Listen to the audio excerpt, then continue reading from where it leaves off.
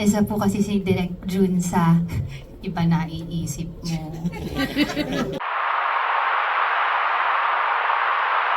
Ano po, sobrang blessing po talaga. Ako naman, hindi ko pa po alam na makakasama ko si Miss Hilda at si Ate Oge. Gusto ko na po talagang gumawa ng isang Jun Lana film. Isa po kasi si Direk Jun sa iba na iisip mo. Ano po kasi, si Direk Jun, isa po siya sa mga una kong director. Bali, dalawa po silang sabay. Si Direk Mario de los Reyes and si Direk Jun. Kasi nung pumasok po ako mag-artista nung 17 ako, dalawa yung project na nabigay po sa akin. Tapos, nasabi ko naman sa'yo, Direk Jun, no, na parang feeling ko kung hindi dahil kay Direk Jun, wala na, sumuko na ako, di na ako nag-artista. Kasi, may kay Direk Jun ako nakarinig ng, basta we did the scene, and then Direk Jun said something na nakakataba ng puso. Yung project po kasi namin, nun, lahat sila starstruck. So, di naman po ako nag-workshop. Parang nasama ka dun kasi anak ka ni Jean, parang ganun. Tapos lahat sila starstruck, so lahat sila nakapag-workshop na. Wala naman akong workshop. Tapos nararamdaman ko na hindi ako nababagay dito kasi ang gaganda nila. Tapos syempre mahuhusay din sila. Pero nung nalaman ko, parang kanila Nanay Omar, sinasabi nila Nanay Omar na, sabi ni Direk Jun, ang galing mo daw, ganyan.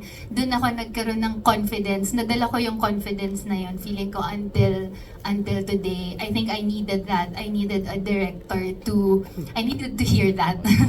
Kasi parang, nung mga time na yon, nung baguhan po ako, hindi nagmamatter sa akin kung ano yung sinasabi ng ibang tao. Pero napansin ko na, ano pala ako, direct, yung gusto kong napiplease yung director ko. Pag sinabi pala ng director ko na it's a good take, dun lang ako maniniwala. So, kahit nung marami nang ginagawa si Direk Jun na film with Christian Bables, palagi ko sinasabi kay Christian, sabihin mo naman baka pwede ako mag-extra. Tapos nung sabi ko, nakasuporta ako sa lahat ng premiere night mo ni Direk Jun Lana, nakakalimutan mo ata ko sabihin. Alam mo, feeling ko hindi niya talaga sinabi. Kasi, nung meron na akong sinuportahan na premiere night, yung, anong title ba noon, Direk Jun, yung Mistresses? Sabi ko, Christian, ang dami na. Ang dami ng artista. Sabi ko, ang dami rin kasambahay doon. Hindi man lang ako naging kasambahay.